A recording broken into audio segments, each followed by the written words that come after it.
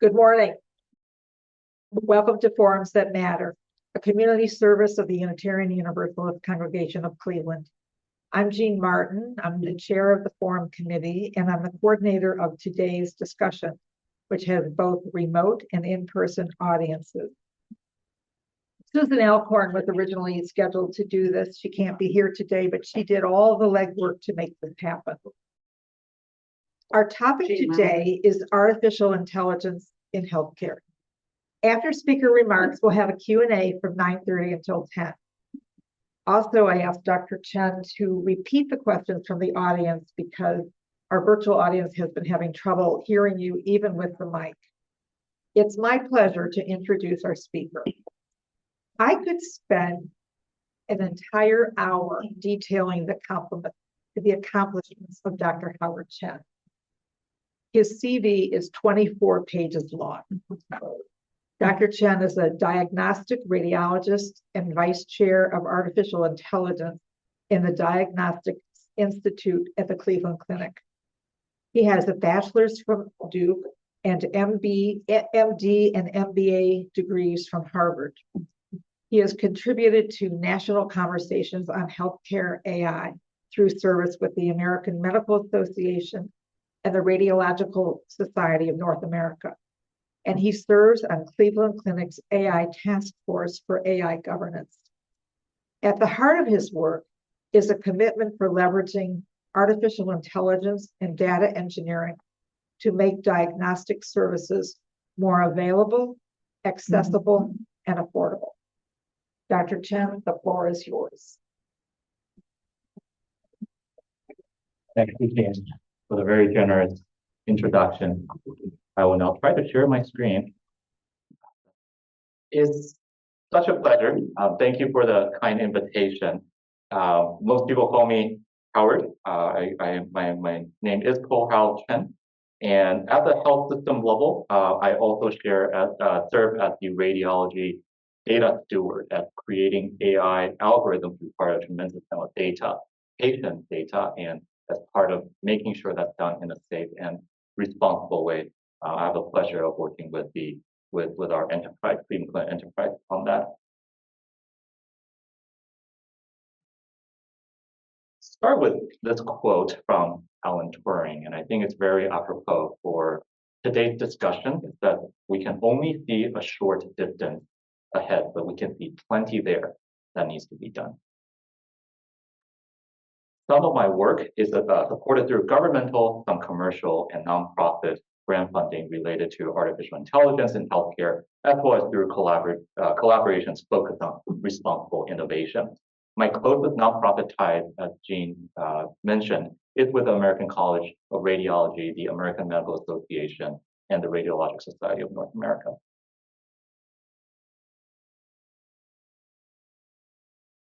Today's discussion is organized into three major parts. First, a brief history of artificial intelligence, not a technical deep dive, but a structured look at how we move from rule-based systems to machine learning, and then to deep learning, and then to large language models, things that power what we call ChatGPT and the tools that are commonly heard about today.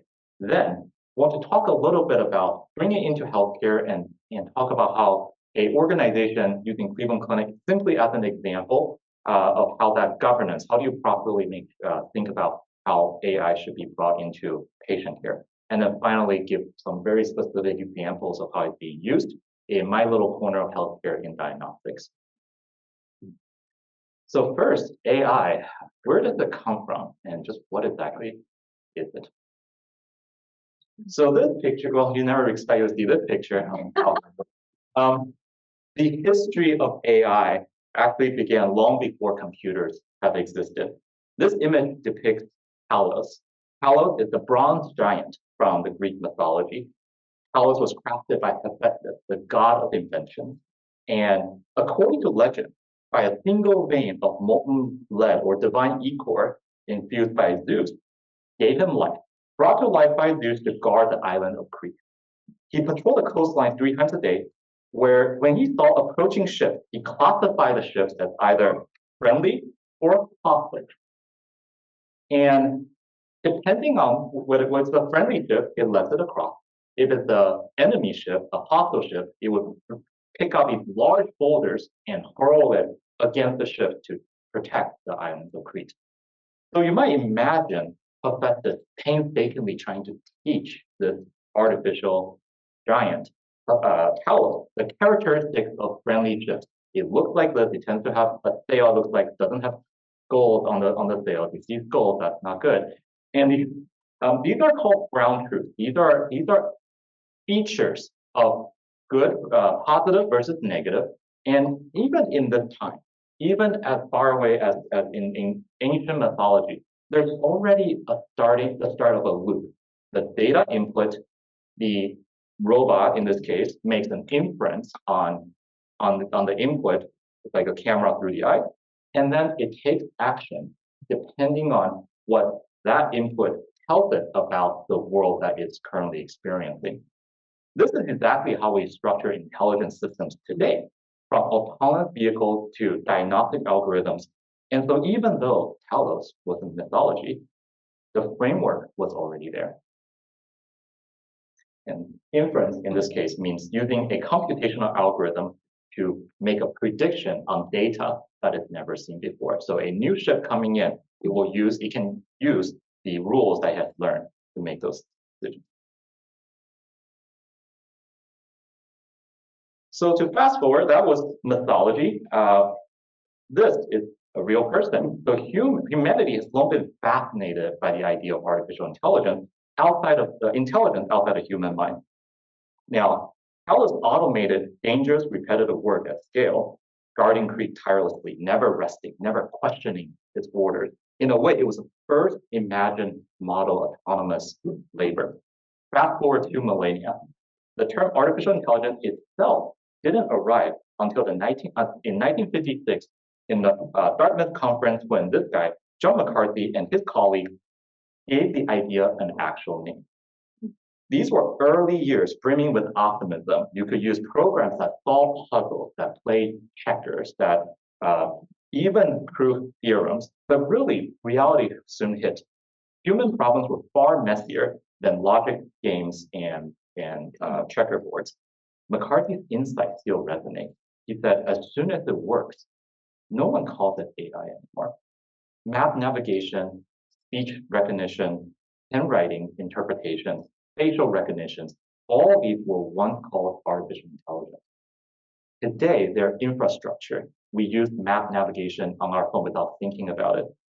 They're quiet successes of the field. When AI became invisible, it has arrived in daily life. And it's useful to put this in context because almost as soon as AI became a concept, people became fascinated with its ability to diagnose diseases in healthcare. In the 1970s and 1980s, it marked what we call the dawn of expert systems, when the symbolic reasoning and rule-based logic first powered clinical decision support.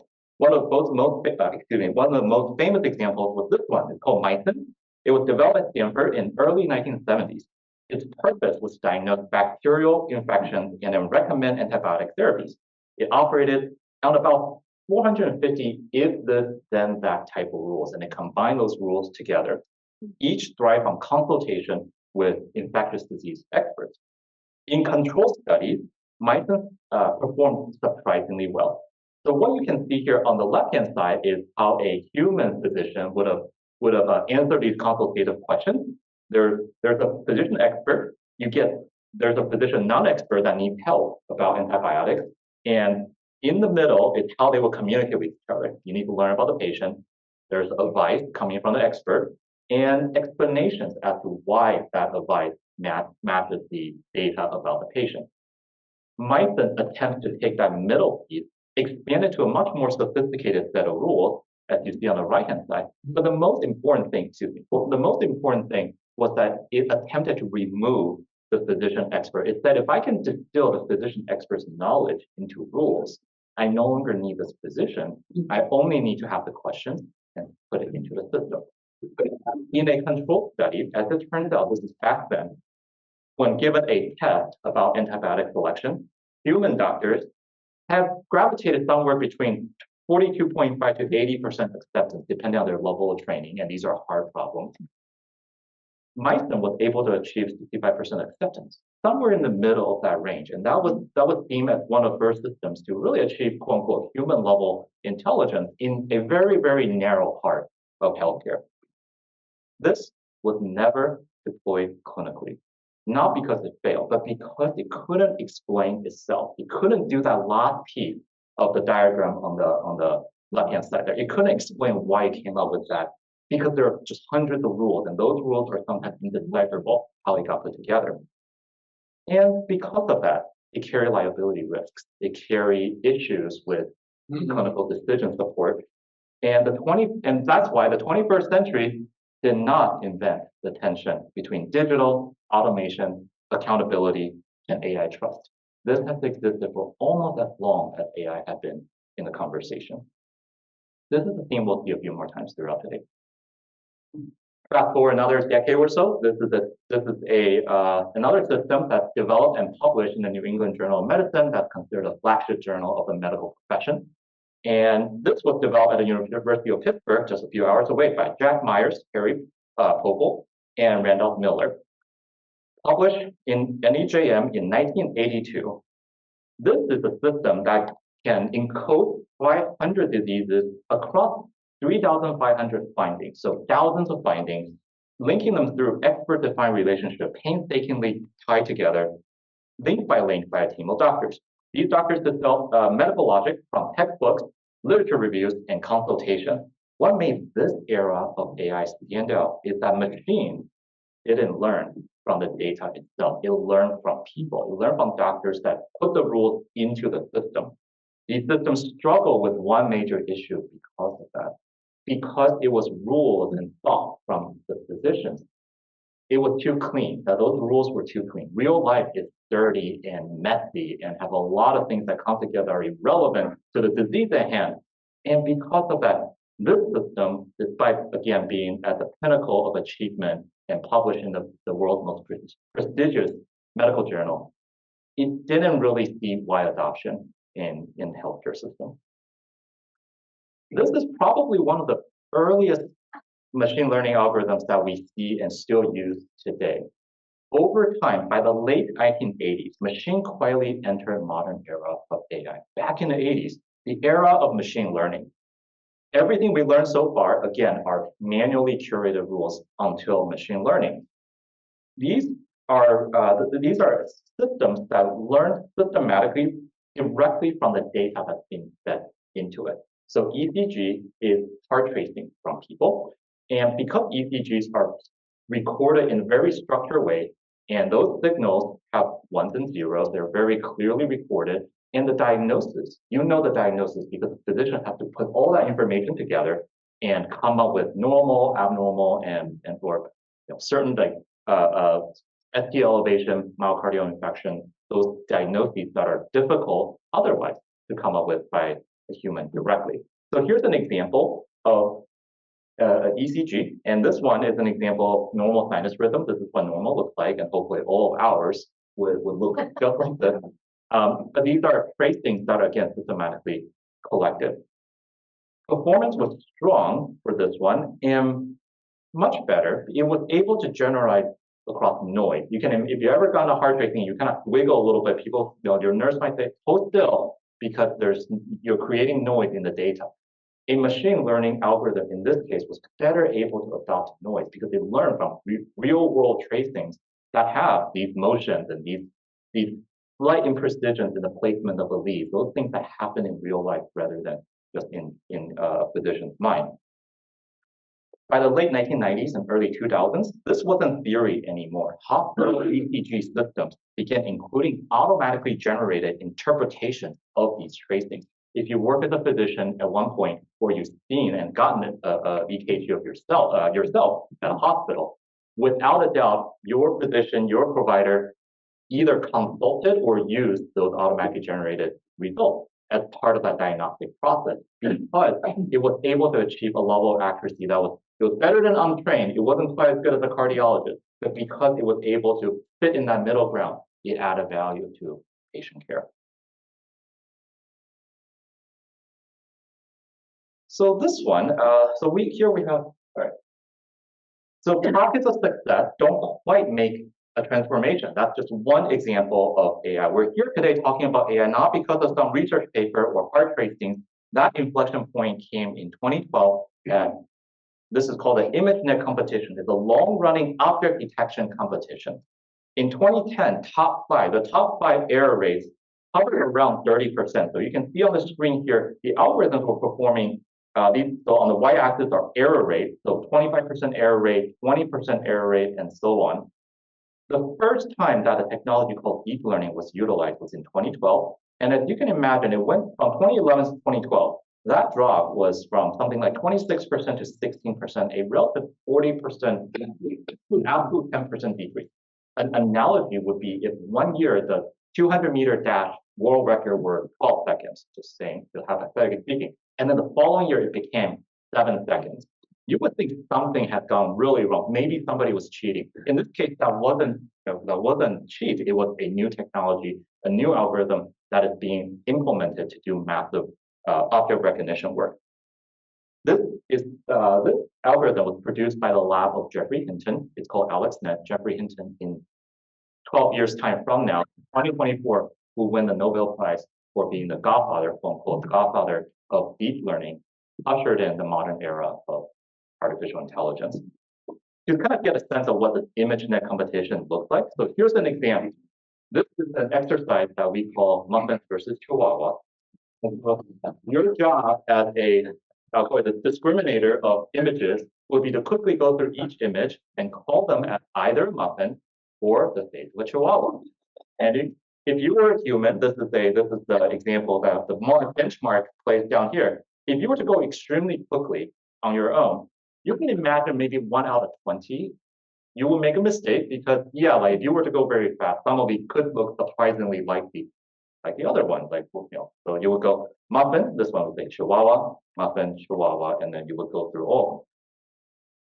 Around 2015, 2016, on the other side of the graph, you can see that there is a separate milestone that was achieved in that algorithm for the first time in history outperformed human on tasks like this. But it's not just 2 objects, it would be for 2,000 objects for the ImageNet competition. The improvement wasn't incremental in this case. It became discontinuous. And after several years, no one used traditional methods of AI. Everyone was using deep learning for computer vision at that point. So now this is where the elbow of the hockey stick and rapid development really started happening. For years, deep learning breakthroughs centered on computer vision, convolutional neural networks, also called CNN, they were thought to be only in computer imaging. And so radiology, dermatology, ophthalmology, looking into your eye, those are image-heavy fields, and predictions follow that radiologists might one day be replaced by AI. That didn't quite happen. The industry was still missing one key piece. So much of human knowledge, so much of your medical record isn't visual, it's textual. It's in the electronic medical record, it's about conversation. Clinical notes, research papers, patient history, they're all sequential, context-dependent text data. One breakthrough in text came in 2016 when researchers from Google and the University of Toronto created a concept of transformers. Transformers is a new type of neural network architecture. It focuses on attention rather than patterns, and it will go on to become one of the world's most important AI inventions to this day. Almost every important language AI model that we use today is based on transformers.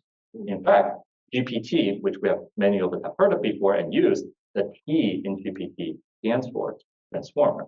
And most of the competitors use a similar technology. Then, because of the transformers and the success that Google has seen, there comes the large language models. GPT was among the first, or what eventually will be called the generative LLMs in AI. A major public turning point came in 2022.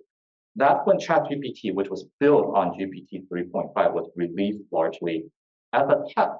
In fact, there was no paid model back then. In fact, the company did not think that anyone would care about this experiment that it had been running. It ended up, perhaps unexpectedly, creating what many would call the iPhone moment of artificial intelligence. That moment was years in the making with key advances that happened all along.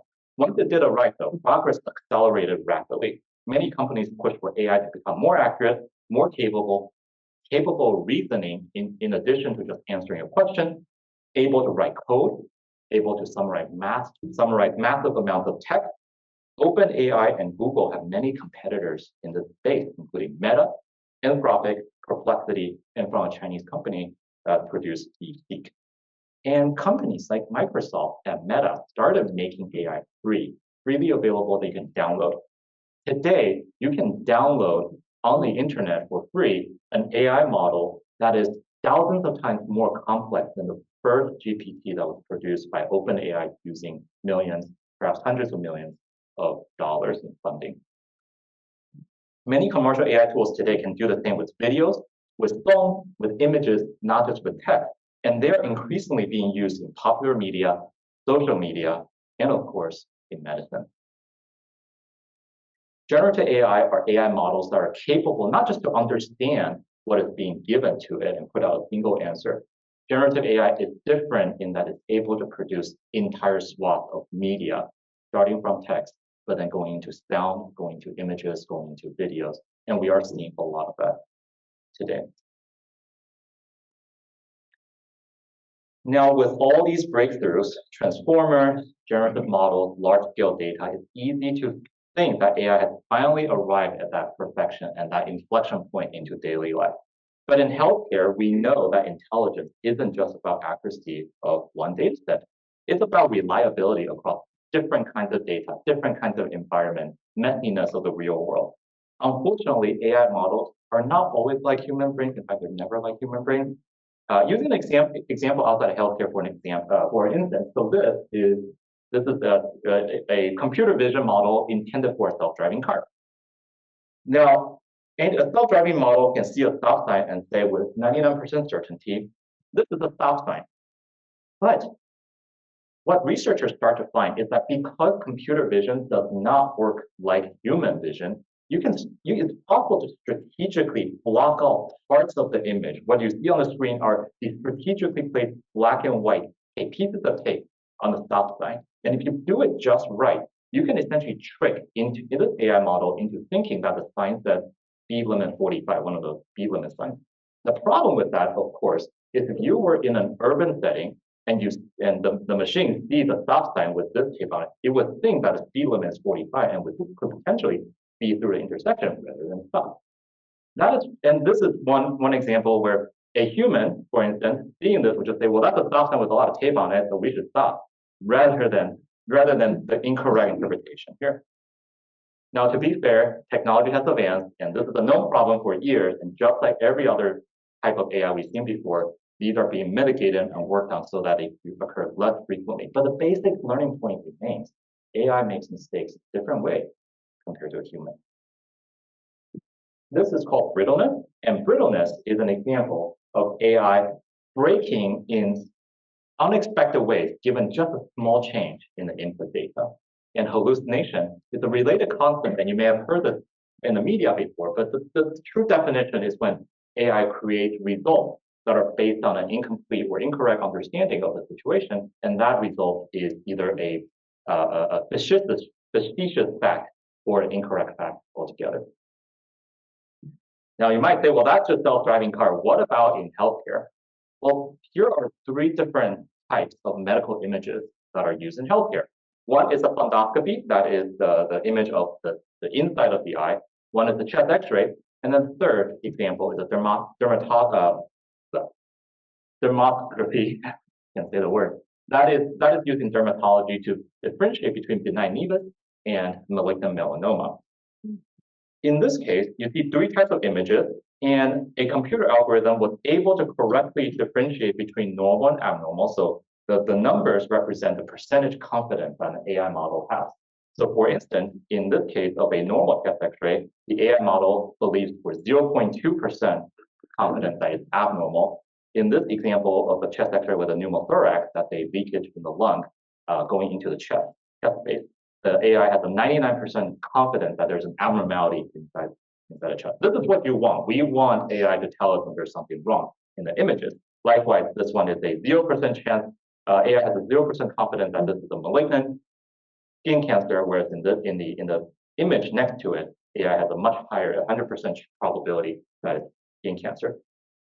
Now, if you don't feel like there's any difference between the top image and the bottom image, that's intentional. What the researchers have done here is to introduce tiny amounts of noise, little dots of noise that are imperceptible to the human eye, even at full screen, that these are shrunk and on projector, even on full screen.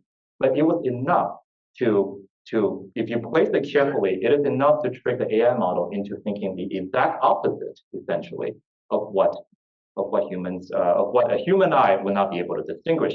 In this case, give an example, the normal chest X-ray would be mistakenly as being 100% probability of being abnormal, whereas the abnormal chest X-ray would be deemed by AI as having 0% probability of being abnormal, and so on. In other words, the same issue that we were seeing with stop signs and speed limit signs is transferable, actually, and it's applicable in healthcare as well. And that's one of the most important reasons why we always validate, we always test algorithms before we deploy in clinical work, and we always have a doctor looking at the results in the end. This is technically called adversarial attack. It's when a researcher deliberately finds those locations of tapes or little tiny noise, deliberately tries to find a way to break the AI model. In real life, this is very rare, but in real life, we also do millions of tests a year. We don't just do one. And when you do it enough, by chance, you could run into these situations. So we're back here on this image. Talos was eventually defeated by the sorceress Medea. Medea was the daughter of Helios, the sun god. Medea traveled with Jason and the Argonauts on their quest to retrieve the golden fleece. When their ship arrived at Crete, Talos tried to stop them. And rather than confronting Talos directly, Medea used a distortion. The accounts differ, but in one story, Medea used magic to create distortions in the ship of the Argonauts so that even though to the human eye, it still looked the same, to Talos, it had small amounts of imperfections that allowed it to mistake these ships as friendly rather than hostile. And Talos allowed the ship to pass through unharmed. In some ways, the world's oldest story about artificial intelligence was also the world's oldest warning about when it can go wrong. And there's Medea doing the magic. So now let's talk a little bit about real-world examples. We covered our AI from symbolic logic to deep learning. So what does that look like in practical sense? A quick overview, the Cleveland Clinic is a nonprofit multidisciplinary healthcare system founded in 1921. It has 23 hospitals, over 250 outpatient facilities, notably in Ohio, but also in Florida, Toronto, London, UK, and Abu Dhabi in UAE. Each year, the system supports 15 million patient encounters and growing with more than 300,000 hospital admissions. So for a health system like this to adopt artificial intelligence, it has to be done deliberately and with the proper steps. This is a simplified view of the Cleveland Clinic structure as it relates to AI. At the top is the Enterprise Chief Executive Officer, Dr. Mihaljevic.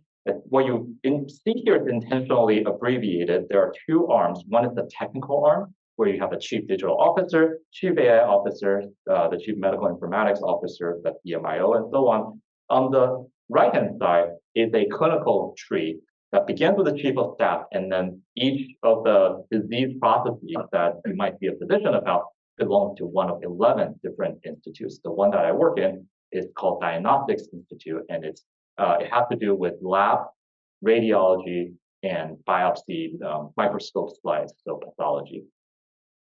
So how does AI governance work? Overlying this entire structure of the enterprise is something called the AI task force. There are four domains: clinical care, experience, cost, and scale, and the anchors for enterprise decision-making. Governance exists to ensure that AI strengthens these priorities rather than undermines them. And that's because that healthcare has to be affordable, it has to give patients the proper experience, and as well as the physicians, nursing, and so on. there are many voting members of this AI governing team. So every project is voted on. This is not a democracy. For instance, if you have a project that everyone votes yes on, but the ethicist says, well, this is very unethical, that is not good enough. You have 10, 11 people saying yes. It has to be addressed. So a consensus or unanimous decision is required for a project to be approved. Nevertheless, we do try to have this multi-dimension voice in the decision making. I belong to the physicians group here. I'm one of the 3 doctors on the panel. But there are also, as you can see, law, IT, compliance, ethics, data analytics, and cybersecurity. In 2026, we'll add nursing onto the list as well. So these are some examples, and I'll go through them quickly so that we have the opportunity to talk more. If there's any interest on any one of them, we can do a deeper dive. But this is an example of using AI in healthcare to improve diagnosis. So this is our inside Diagnostics Institute. We have a Center for Diagnostics and Artificial Intelligence that incorporates the clinical mission, the research mission, and educational mission of what we do in disease diagnostics. And so you can see there's a few different examples on the list here on the lower left-hand corner on some of the clinical work that we are doing. But to kind of put it into one example, computer-aided diagnosis or computer-aided detection is an example of that. This is breast imaging, and you can see online it may be a little bit harder to appreciate, but the second image scrolls back and forth and is a 3D stack of the breast. So there's a 2D mammography image. The same image was then constructed in 3 dimensions. And this is kind of somewhat intentional because it's extremely difficult, even for a physician, given this much data, to pick out a tiny little area of architectural distortion that is abnormal. The third image shows you the result of a deep learning algorithm that then picks out a small area in the breast that is, if you can imagine, there's a tiny area, almost like a scar. If you think of it as a tiny, like a black hole that's pulling the tissue around it towards the center. Very subtle. You can stare at the second image for a really long time and really not even see it. The AI in this case was able to identify that. And then in the fourth image, the patient was brought, in the fourth image, the patient was brought back, and we were able to show that diagnostically that this was a breast cancer that in a higher quality image. This is a different example. If you are a patient that's going through the ED and you have to wait several hours to be seen, you may know that the ED is it's a pretty chaotic place. Some of those patients need help right away. Other folks in the ED may not need help right away. The problem with our diagnosticians is that everyone is stacked. And because everybody is emergent, no one is really emergent. You're stuck treating them chronologically as they come in. So what we started doing, and so here's an example of 3 CT scans that go through the scanner, just an example. The first and second are normal. Patient number 3, in this case, has a bleed in their brain. And so in this case, if you come through chronologically, you inevitably are in a situation looking at scan number 3 and say, oh boy, I wish that was number 1. I wish I had seen this even 10 minutes earlier. It could have made a difference. And because of that, what we do now is we overlay an AI triage. It's a catch-22. In order to see it, in order to put it on top, somebody has to see it. But in order for somebody to see it, that person is stuck with a long line of things to see. So if we overlay AI on it, there's a preview that can occur. And even though AI, again, in this case, performs somewhere in between no training and expert training, somewhere in the middle, but it was good enough that it can take some of these scans and prioritize them and move it to the top of your priority list. This is how we use AI to make sure the sickest patient receive the soonest care in our health system. For some of these diagnoses, we're not quite at all of it yet. You can't just let AI run by itself. So this is how we review it. These are examples of human experts and AI. They have different error profiles. On the left-hand side, here's an example of a brain hemorrhage that was missed by an AI model was caught by our radiologist. I'm not a brain expert here, but here's the bleed. It's a very small area that you can see in the brain stem. The second example is a bleed that was initially missed by a physician, captured by AI, and then upon second review, soon thereafter, was then caught. So the bleed is in this case. So a little bit of basic CT education here. inside the brain, blood is bright. So anything that you see is bright could be blood, of course, on the very outside of the skull. But in this case, the tiny little curved line here represents bleed. In the third example, well, that's an exception that proves the rule. Not all blood is bright. Yeah, this is one example of that. And therefore, in this case, it was missed by both the physician and the AI. And this is one of the most difficult diagnoses to make in all diagnostic medicine. And this is the bleed. That's a very, very tiny sliver of something that could have looked like brain tissue if you're taking a look at it in 3D. This is probably the last example I'll show before we go into the open forum. And this is an example that we call augmented intelligence, rather. So it's AI, but augmented intelligence or artificial intelligence. And the intent here is that it's technology that transforms a difficult task to a much easier one. So the job of the physician in this case is to pick out lung cancer in a chest CT, and they get access to the left-hand sided image. Now you can imagine that a little bit as picking out a needle from a haystack. That's really difficult. But if we could remove the haystack, then the needle becomes much easier to find. So on the right-hand side image, what we've done is using image processing to remove lung parenchyma, lung tissue that are normal. And so if you stare on the right-hand side here, you can see examples of just little dots that pop out. These are lung nodules. Not all of them will be cancer, but a proportion of them could eventually end up being lung cancer. And it's important to keep track of every single one of those. And that's what we do in this case, where it can be really difficult to do on the original images. With AI augmentation, you're able to do it more readily and easily and make fewer mistakes. Now bring us perhaps to the slide here, food for thought. These are questions of accountability, trust, and transparency are not new. They are foundational to how we steward a new, powerful tool, and it's been in discussion since before the modern era of AI. So how do we move forward with innovation in a way that is courageous, but still protecting against preventable harm? What are some areas of greatest strain and inequity in care? Can you use AI in places that have very low resources low access to healthcare, and in a way that can then improve their access to high quality diagnostics and treatment?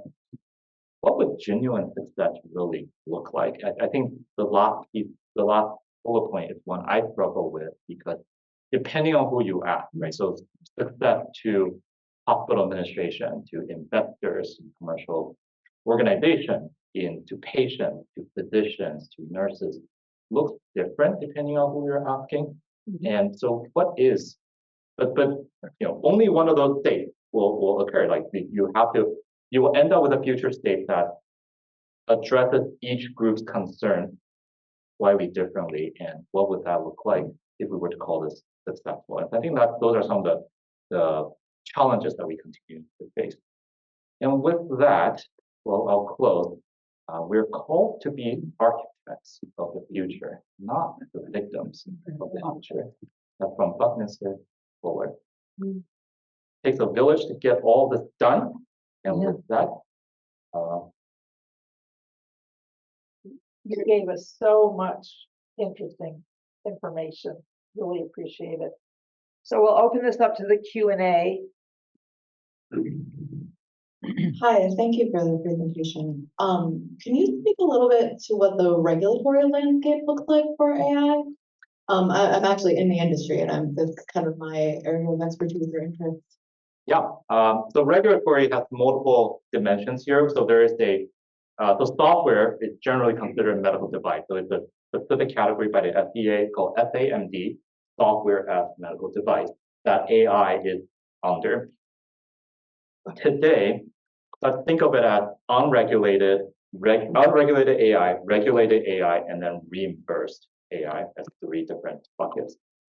Starting from the middle, so regulated AI will be any AI algorithm that makes a diagnosis that uses medical imaging. So there's a list of criteria, basically. If you meet one of those criteria, the FDA says you are under the FDA oversight, and therefore you must meet these list of requirements to seek clearance before marketing the tools.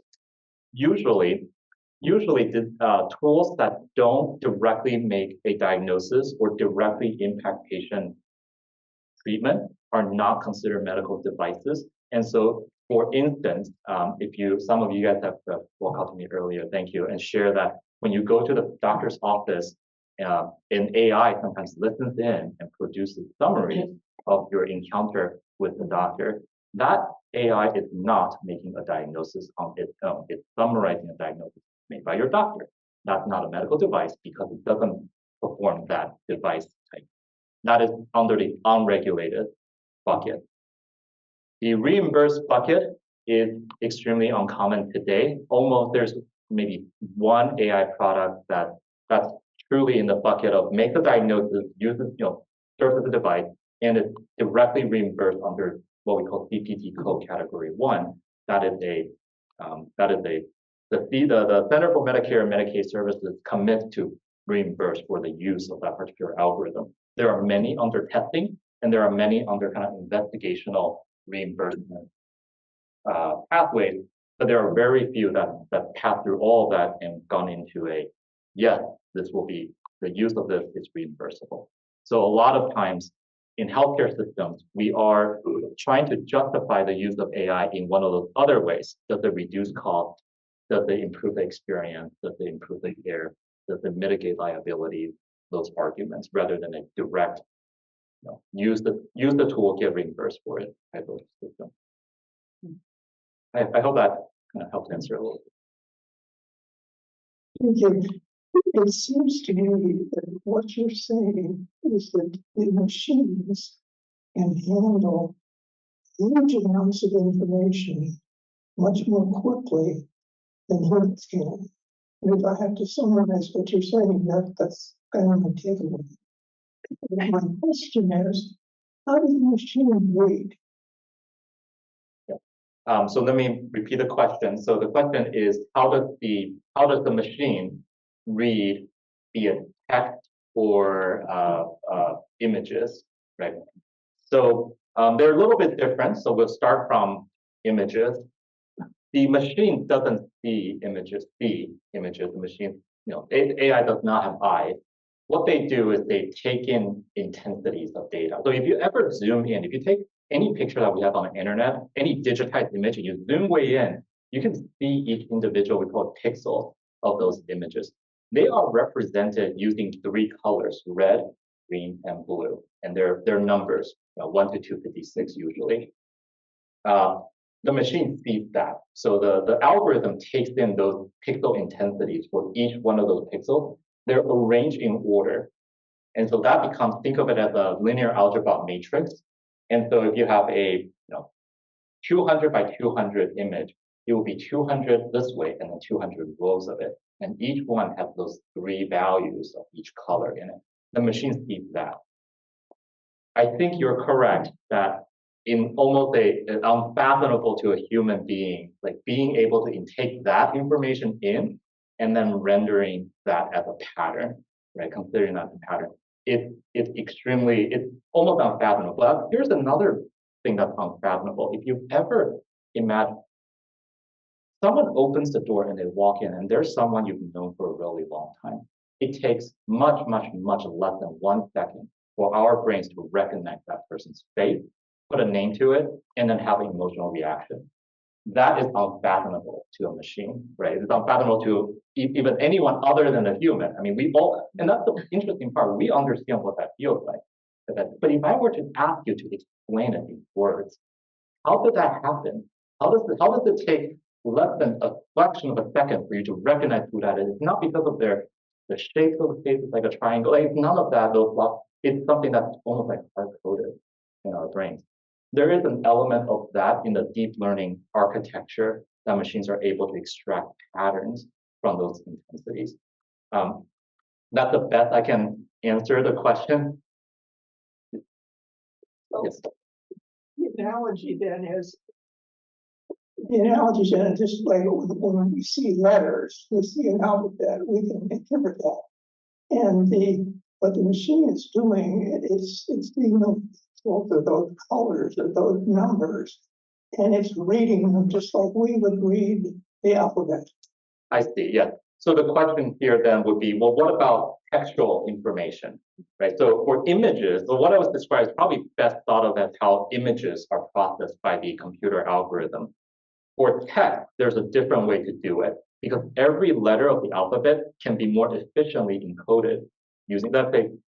So there is a system in IT called the ASCII that has 256 characters in it, and it embodies the English alphabet. So uppercase, lowercase, that's only 52, and then you added symbols onto it. You added some additional letters and additional symbols in it. That makes up for the 256. Because text is more efficiently encoded as that, rather than using direct image, we typically use that in the system. The rest of the story is the same. So it takes those numbers, each one representing an alphabet, even the empty space. We see it as a space, but the computer just sees it as one of the codes in the system. It then processes that into patterns that represent concepts, and then process those concepts into broader concepts for the whole paragraph, for the whole document, and so on. Hi, thank you. Back to the case study of the brain bleed.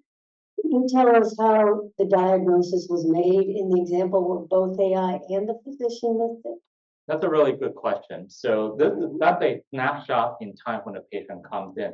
Usually when we find something inexplicable, the patient is really sick, but we don't see anything on the CT.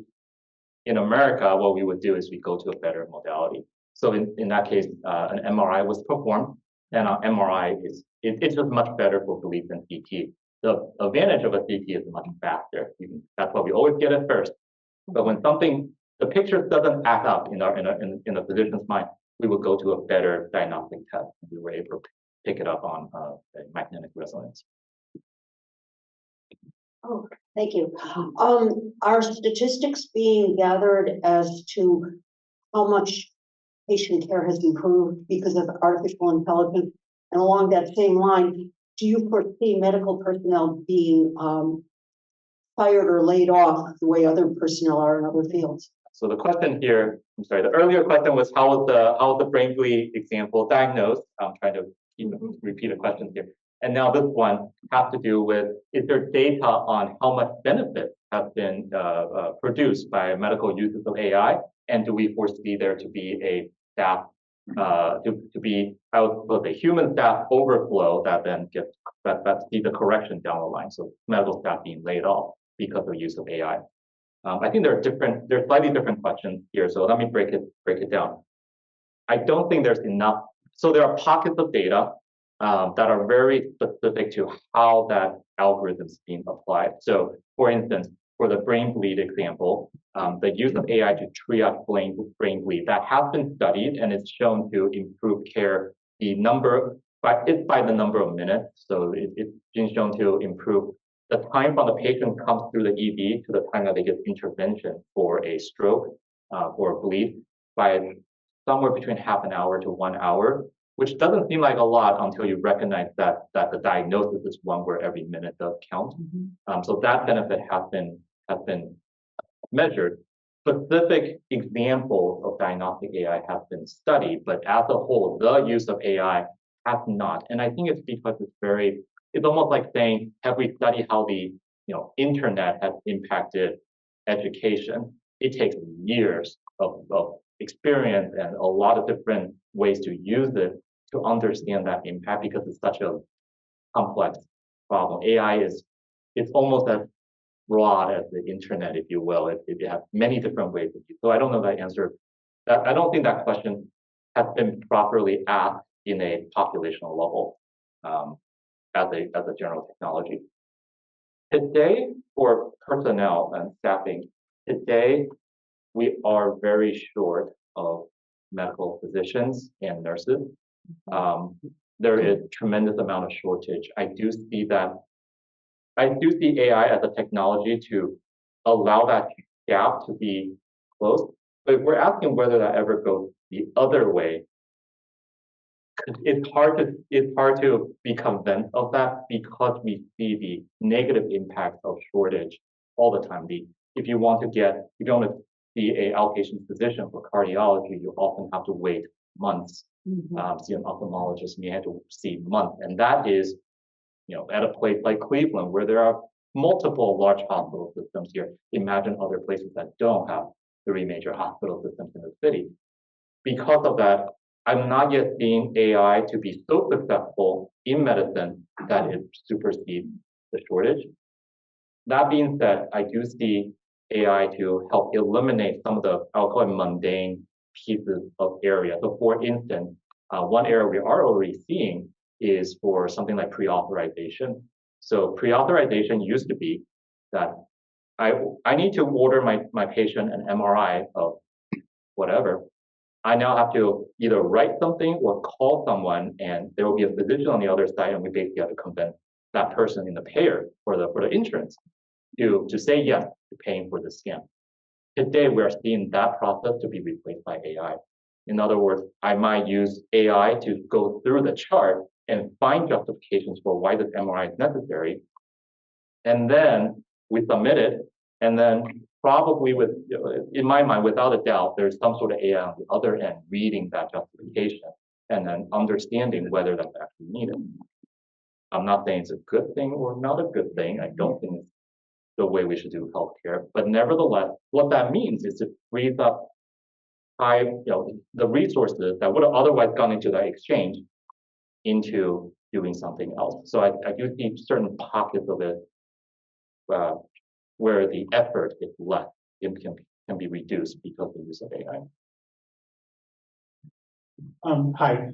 So I also work in the industry, specifically in radiation oncology. And one of the areas that we've focused on with an AI tool is specifically around for basically contouring and segmenting out normal structures to determine how much of a radiation dose is going to go into a structure that doesn't have cancer, like the area around it.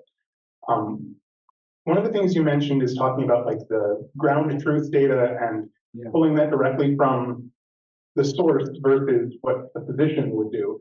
And what we found is that when we started introducing contours that have been produced by physicians, their data got worse because the physicians were actually going through, and the further they got from the tumor, the less they cared about how accurate they were drawing their contours.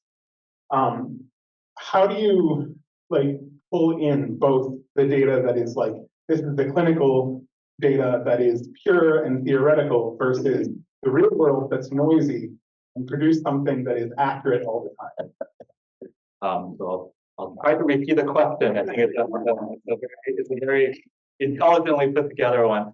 The question boils down to how do we make sure that as we bring in real world data and the messiness of the real world data, we don't end up bringing in worse data that makes the AI or whatever product we're building worse than it could have been. I wish I have a good answer for that. I do segmentation research myself in body composition, and we have found that so in order to do that research, you have to have a expert basically circle and outline where normal structures are.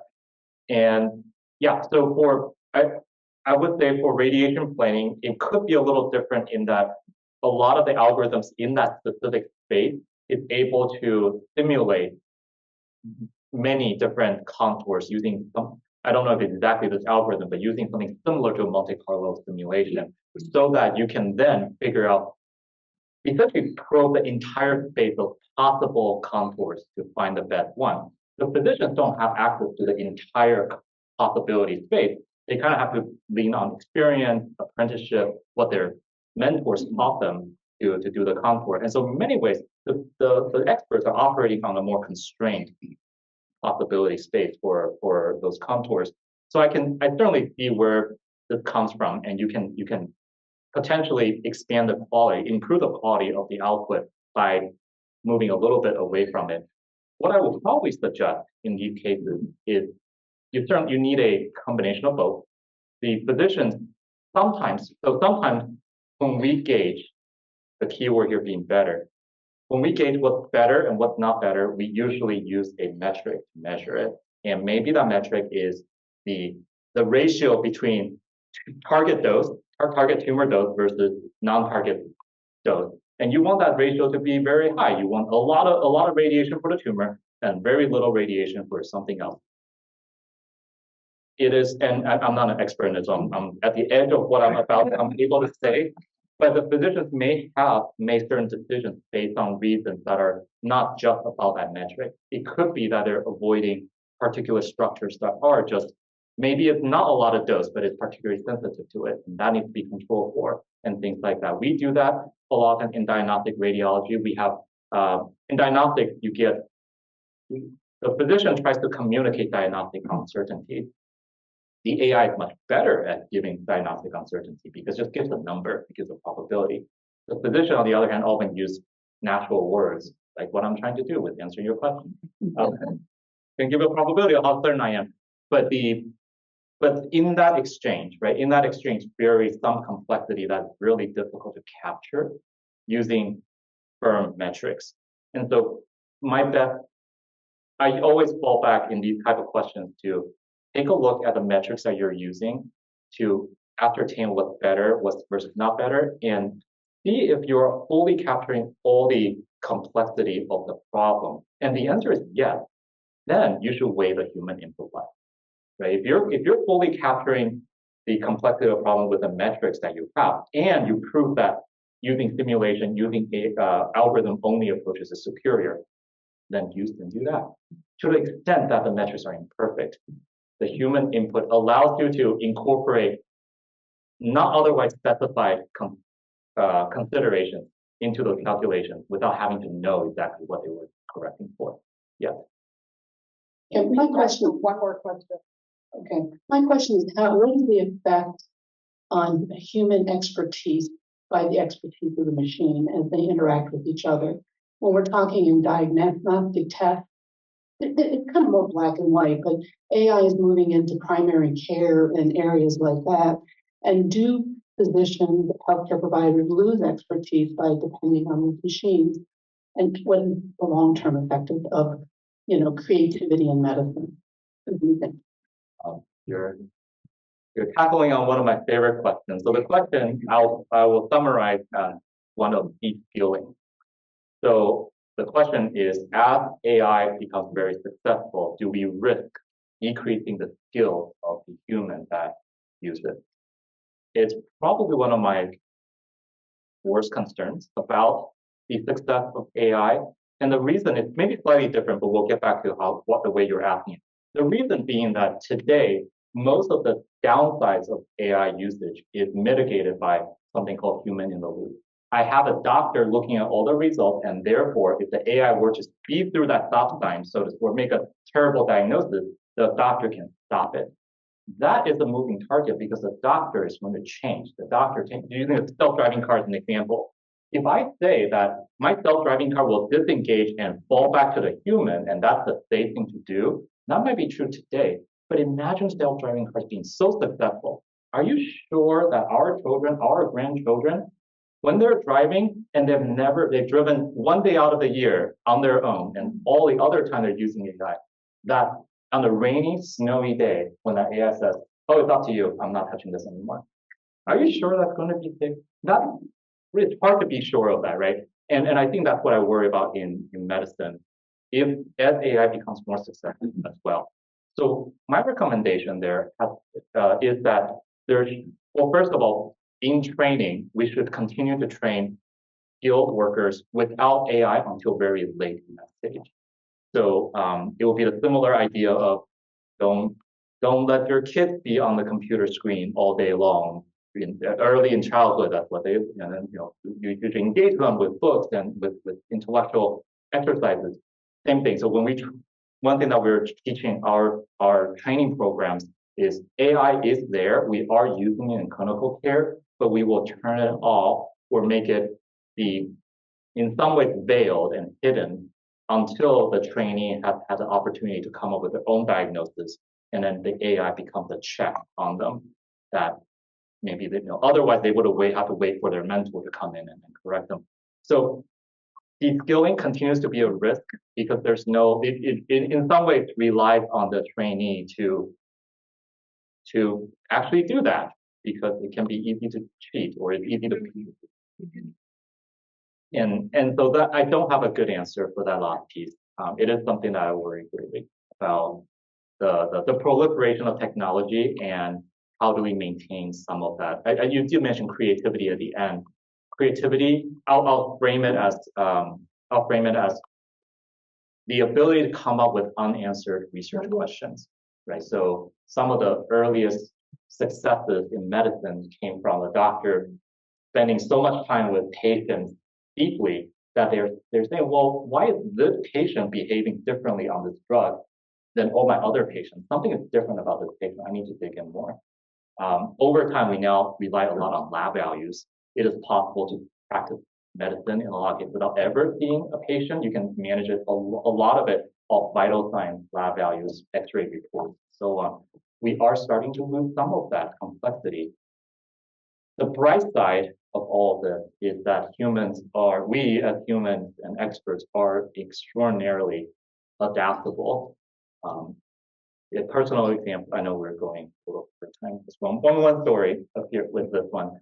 I was trained as a diagnostic radiologist, and in my training, I learned that my predecessor, my mentors, when they were in training, they pushed X-ray machines to the patient's floor because there were no techs. They put X-ray machines onto the floor. They adjusted all the settings on the machine. They positioned the patients themselves, and they shot the X-ray, and then they had a conversation with the patient. Hey, what is it, the left side or right side that hurts? They had a history. They had a full picture of the patient, and then they made a diagnosis on that X-ray.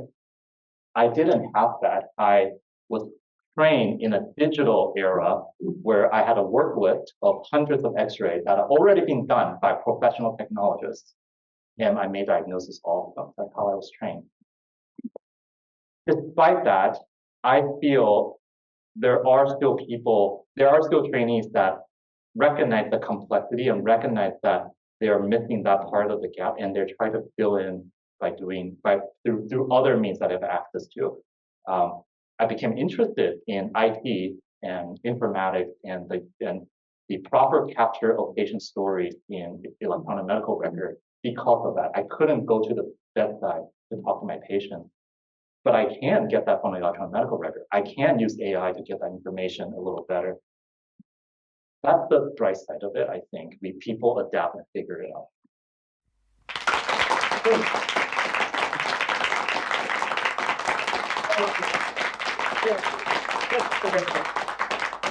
Our next forum will be March 15th, same time, same place. It will be on the disease that steals itself, understanding Alzheimer's and a search for a cure. The speaker will be Dr. Martha Sajatovic. She's a core leader of the Cleveland Alzheimer's Disease Research Center, which is a recently formed collaborative of Cleveland's major medical institutions. The next forum after that will not be until April 19th. We follow a first and third week schedule, and Easter gets in the way.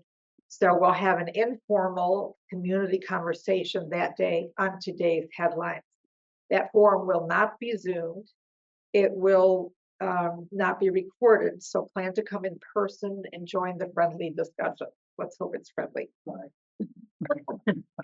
If you'd like to receive reminders of the forum, fill out the form on the round table at the back.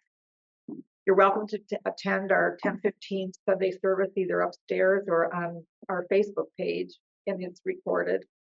Our sabbatical minister, Reverend Elaine Strong, will speak on the parable of talents, and we'll have music to calm the mind and lift the spirit with music director Mike Kearney and the treble ensemble. To find out what else is happening in our congregation, check out our website at uucleveland.org. Thanks again for joining us. Stay strong and have a great week.